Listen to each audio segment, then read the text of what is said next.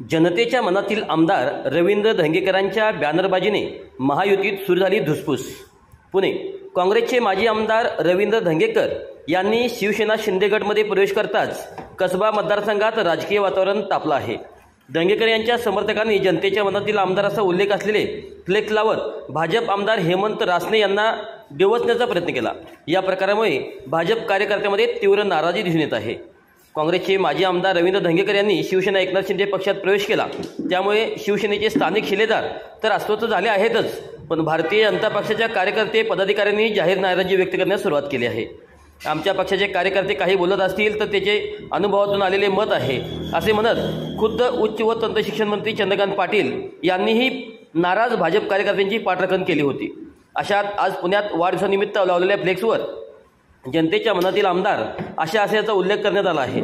या फ्लेक्सवर धंगेकर यांचा फोटो लावण्यात आला आहे, त्यामुळे भाजप आमदार हेमंत रासने यांना डिवचण्याचा प्रयत्न केला जातोय असा प्रश्न चर्चेत आला आहे। तत्पूर्वी विधानसभा निवडणुकीत कसबा विधानसभा मतदारसंघात हेमंत रासने यांनी धंगेकरांचा पराभव केला होता। आता शिवसेनेत प्रवेश केल्यानंतर कसबा विधानसभा मतदारसंघात अशा प्रकारचे बॅनर लावून हेमंत रासने यांना डिवचण्याचा प्रयत्न करण्यात येत असल्याची चर्चा सध्या राजकीय वर्तुळात रंगली आहे। दरम्यान पुण्यात महायुतीतील हा संघर्ष आगामी निवडणुकीत काय वळण घेणार याकडे साऱ्यांचे लक्ष लागले आहे।